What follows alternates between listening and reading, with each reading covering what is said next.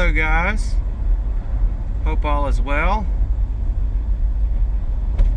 As you can see, I'm driving, so I won't be able to look at the camera much, but I needed to get another video in. I haven't shot one in a couple days. I want to keep content coming out to you guys, so let's just sit for a second.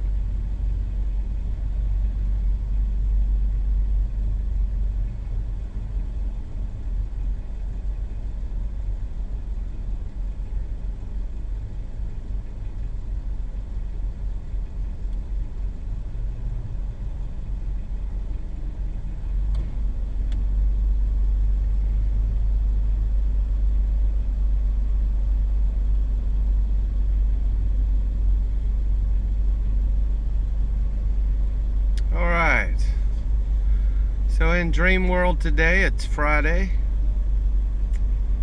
I've been off work for a couple hours. Now I'm headed to a gathering.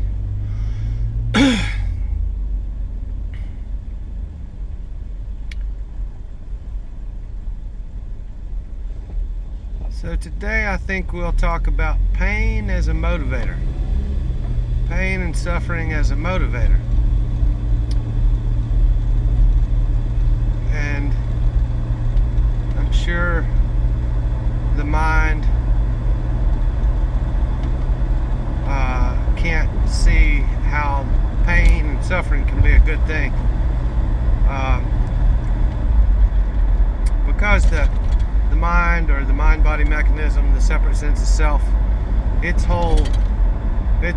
entirely set up to avoid pain and suffering and seek pleasure, but that in itself is pain and suffering.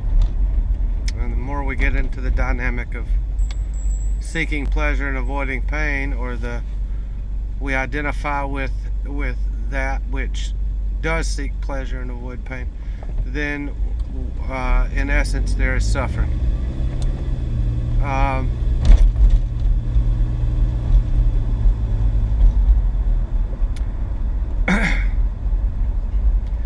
So, one of the things we can do when we're going through,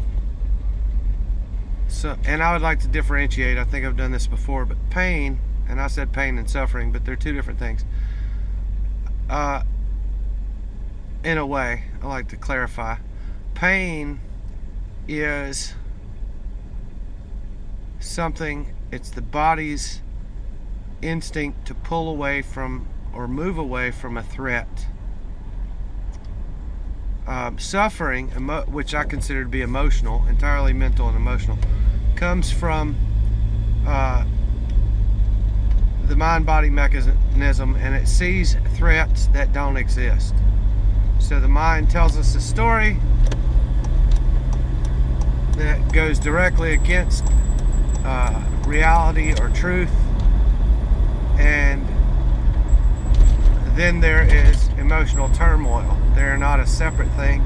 They coincide together, and that mind-body mechanism creates the separate sense of self. And so the practice is that when we are in mental or emotional suffering, and you can call it anything, you can call it psychology has a lot of names for emotional suffering. We have multiple personality disorder, schizophrenia, or depression, or sadness, or anxiety, or whatever. All that can really be categorized into one category. And I'm not a doctor, so you don't have to listen to a fucking thing I say. But in the dual world, there are doctors. They diagnose and they prescribe medicine, and that's their job. That's what they're supposed to do as the characters they play. It's neither here nor there. It's neither good nor bad. I myself suffered from severe depression and anxiety in that sense for a very long time. And we could say that awakening is almost like a psychotic break, or a manic episode. Because during the awakening process there are severe mood swings, up and down, extreme euphoria and extreme depression. Now mind you, since the awakening happened, I don't deal with that stuff anymore, because once the separate sense of self is seen through, some of that stuff still occurs. However, it no longer affects what I am and what you are. And there's a different view. You know, if there's an emotional thing going on or a mental thing going on, then there's just an awareness of it, because that's what we are. Awareness, consciousness, everything is consciousness. And the mind-body mechanism, the separate sense of self, the human being, is an experience within that which we really are, consciousness, or the field of consciousness, or, you know, creative intelligence or creative energy. There's a lot of words. All the words are bullshit, but, you know, these are just kind of ways to point to what the truth is. So when there's some mental or emotional problems, you know, the practice, something we can do is to become aware of it, not, as best we can, not react outright from it, but find a place to ourselves. If you're at work, go in the restroom. If you're, you know, at home, just go in your room. If you're out in public, go find somewhere private. Go in a restroom. Go sit in your car. And really, because the whole thing is the mind's going to tell me a story about a circumstance. There's emotions, and then the body is going to react to that mental, emotional state. And so we're not really taking actions, we're reacting, but we're not reacting to circumstances, we're reacting and also sort of being puppeted by the mind-body mechanism. And it's telling us what to do, in a way. It's actually, in a way. So, go to this private place, whatever it is, and, you know, really go into the feeling. Bring your awareness to the feeling. And also, if you can do that while you're bringing your awareness to the feeling, also be aware at the same time of the thoughts that are passing through your mind.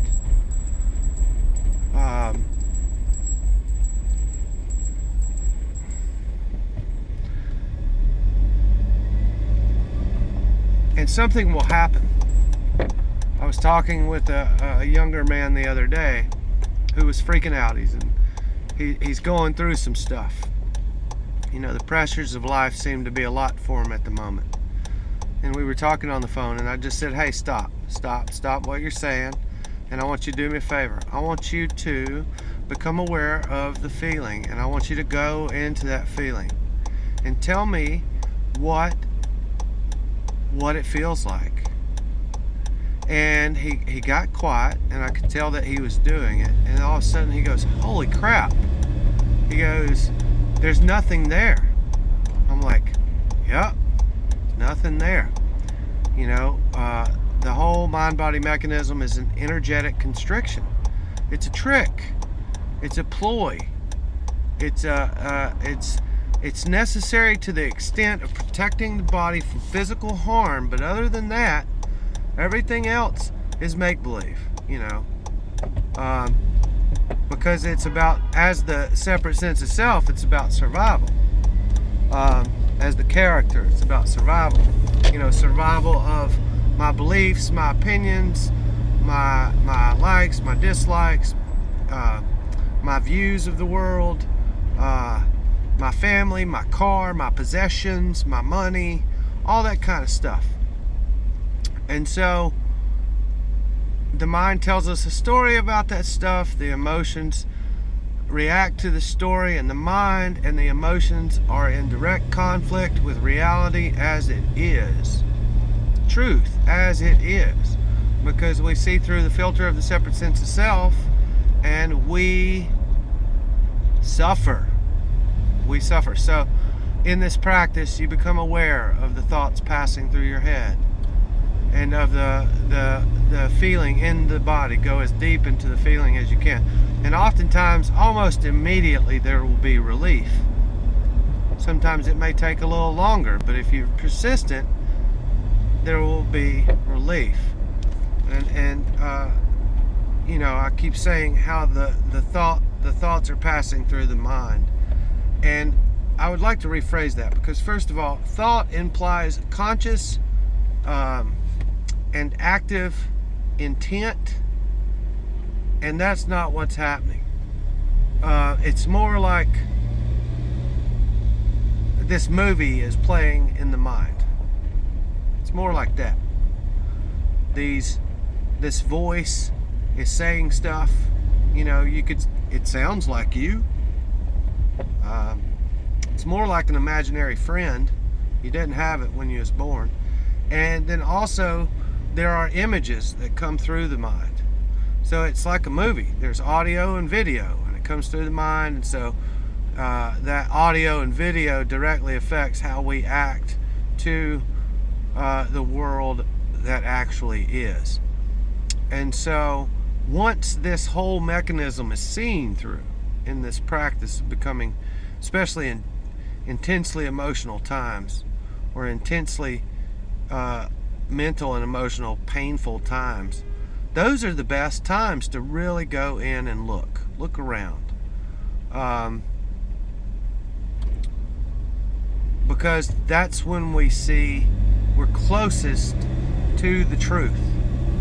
And eventually thoughts and feelings will occur, yet they will no longer have effect on your actions, my actions, our actions. And that's the closest to free will we're going to get. And even then, I would have to say there is absolutely 100% no free will. And the mind's going to fight that idea too. But if we look around hard enough, we'll find the truth, and we'll realize there's nobody choosing. It's all just happening. And what's beyond that causing it to happen? Who knows? I don't know. I don't claim any fancy stories beyond non-duality, not two-ness. And it's not a belief or a philosophy. It's I would say state of being. That's not necessarily correct. It's a direct perception of the truth, of reality as it is, without beliefs and sense of self and all that stuff in the way, filtering the way consciousness perceives it, perceives the forms. And so there's a freedom in that, because then there is when something that when we identify as the separate self comes, and we would call it before pain or suffering or anxiety or depression or whatever, there is almost a joy or kind of a childlike gratitude for being able to experience all of it. Love, anger, sadness, heartbreak, rejection, all of it is an experience. None of that shit is permanent. None of it's permanent. And no form. I mean, thoughts and feelings are energetic forms. And also, anything the senses perceive are energetic forms. Solid seeming buildings and cars and air and trees and birds. All of that stuff is energetic forms within one huge field of potential energy, we could say. And in that, there seems to be some sort of intelligence controlling it. I don't know. I mean, but I wouldn't go down that road too far. What we're trying to do is get caught, see through the separate sense of self so that it dissipates, and then we sit in truth. We sit in non-dualness. We sit in oneness.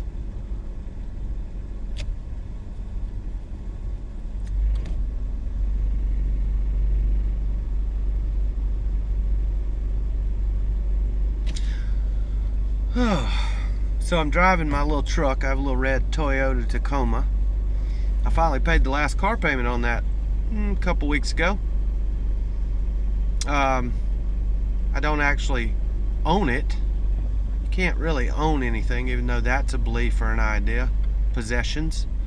However, you know, if I was immortal, I guess I could possess something.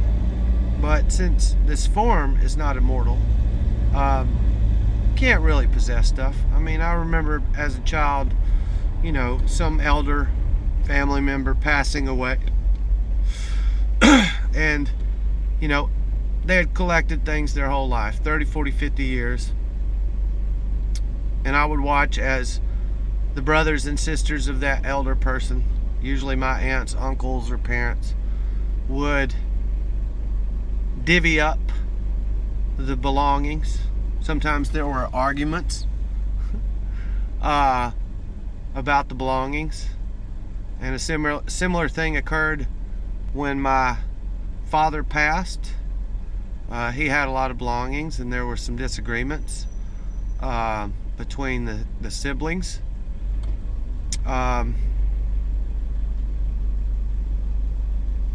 Yet in all this, the disagreements were not, you know, the truth wasn't seen, you know.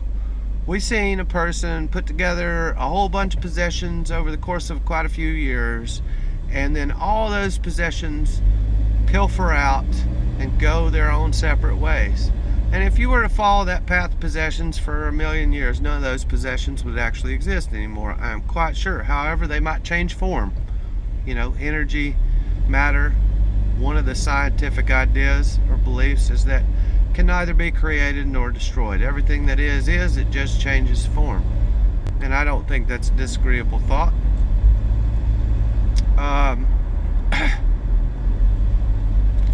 So we can't really possess things, not even our form, not even our thoughts or feelings. Those are just things that are happening. The only thing that can possess is this belief or initial idea of an I, a me, in here, separate from everything out there, and then possession can happen. My, this, that, etc. And there's a lot of suffering in that. You know, in the non-dual state, even though I don't like that word, in the direct perception of non-duality, there is a certain, there's detachment. There's detachment from everything. There's detachment from circumstances, situations, people, thoughts, feelings, body, beliefs, concepts, ideas. That doesn't mean you don't use them, and that doesn't mean you don't still perform as a separate character or separate seeming character in this non-dualness, in this oneness, because everything's already non-dual. Seeing it's the hard part. Everything's already the Buddha. Seeing it's the hard part. Everything's already energy, one energy. Seeing it's the hard part. Everything's already God, spirit. Seeing it's the hard part. Singular. All those things are singular. It's the perception of two-ness that's the issue, that causes suffering, that causes problems in the world. And even then, they're not really problems, because in essence, once we perceive non-dualness directly, or truth directly, we see perfection in everything. In everything. The appearances of you could also look at dualism as opposites. You and me, black and white, left and right, up and down, north and south, boy and girl, man and woman, husband and wife, positive and negative. And those, everything seems that love and hate, sadness and joy. You know, there seems to be an opposite to everything, and that's the game. That's the name of the game. And so, in seeing through non-dualness, we have to see through all opposites also. Each side negates the other. Without one, we couldn't have the other. You know, every coin has a heads and a tails, or a top and a bottom. Even if it's polished, it's got two sides. At least in the sense of dualness. So, perceiving truth directly is the negation of this dualness. You know, and the ego is only trying to get to one side. The separate sense of self only wants one side, and that's the game. Always trying to get on that one side. Don't mess with the other side. Stay on the one side. Don't mess with the other side. And that's the game. That's suffering. Because in the human sense, in the dual sense, we could not know love if we did not know hate. We could not know joy if we did not know sadness. We could not know man if we did not know woman. We could not know masculine if we did not know feminine. We could not know peace if we did not know war. We could not know right if we did not know wrong.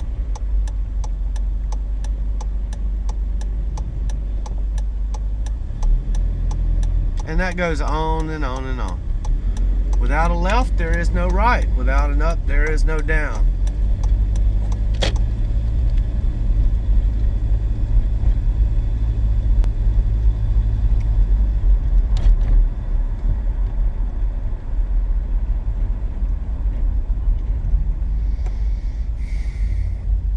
I'm having a lot of fun doing a talk while driving.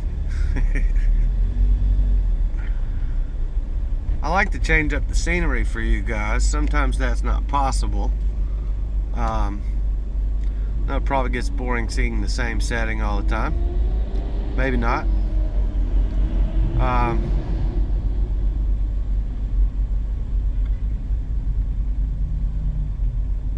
So, liberation, awakening, all that stuff, those words, they're really not something to seek after. But also they are. Like, it's the greatest prize we could possess.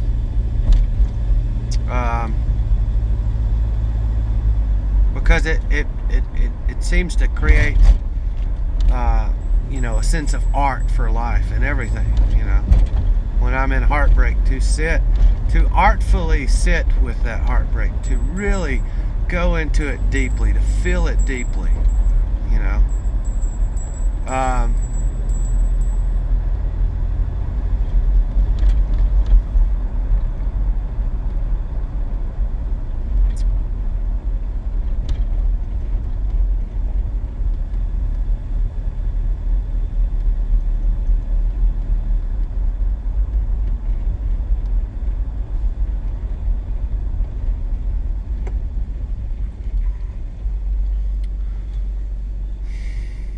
And for what it's worth, once seen through, the seeming separate characters will still go along their path and do their thing.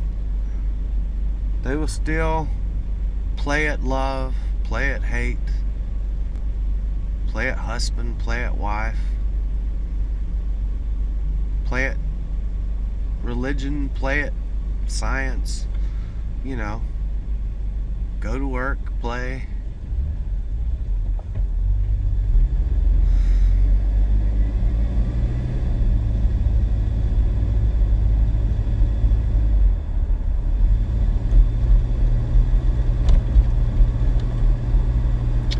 And I'll tell you what, the joy of experiencing, like, this may be difficult to believe, as the character who was depressed and full of anxiety all my life, the fear of death hung over me. Death was like my best buddy, you know. I was always worried about dying, not getting all the things I wanted in life before I died, right? And I still play that game, but there's really no attachment. There's no, like, oh, I gotta have it. You know, if it happens, it happens. If it don't, it don't. Who knows? can't tell you. I'm not psychic. I have no magical abilities in a sense. Cool stuff seems to happen to me often. Cool stuff. But I think it's always been like that. You just can't, couldn't see it with that separate sense of self clinging so much. But to get back to my point, y'all may, some of the appearing separate selves may find it hard to believe, but I cannot wait to experience dying physically.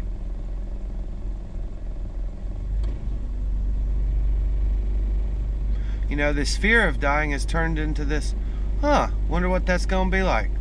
It's probably pretty cool. I mean, it's an experience to have, and up to this point, physically, I haven't had that experience.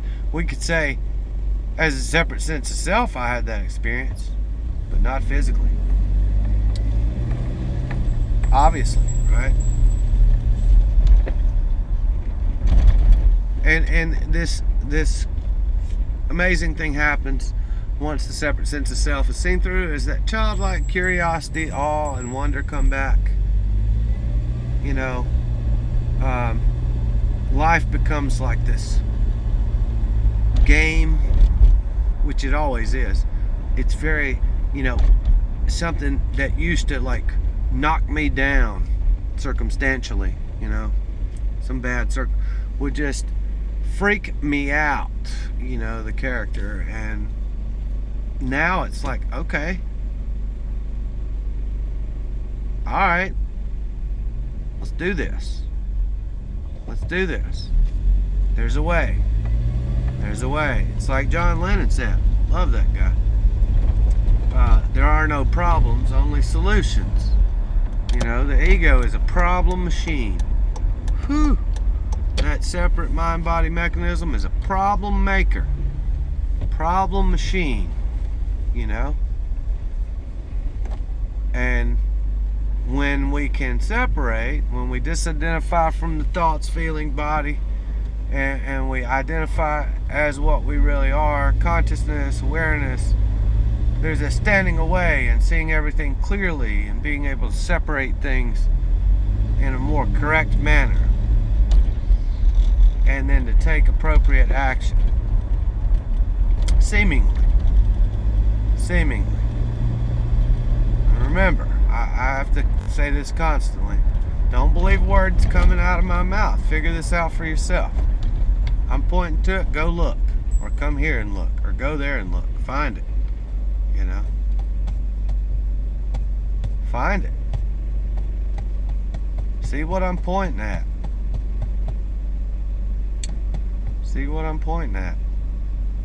We're getting close to the end. I got about another minute and 30 seconds. I want to wish everyone on this stage a fun and awesome and amazing weekend and life.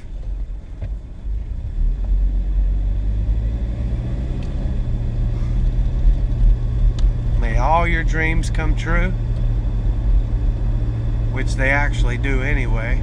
I think the trick's learning how to dream them right. And be good to yourself. Get to know yourself, the mind-body mechanism, and get to know that which gets to know the self.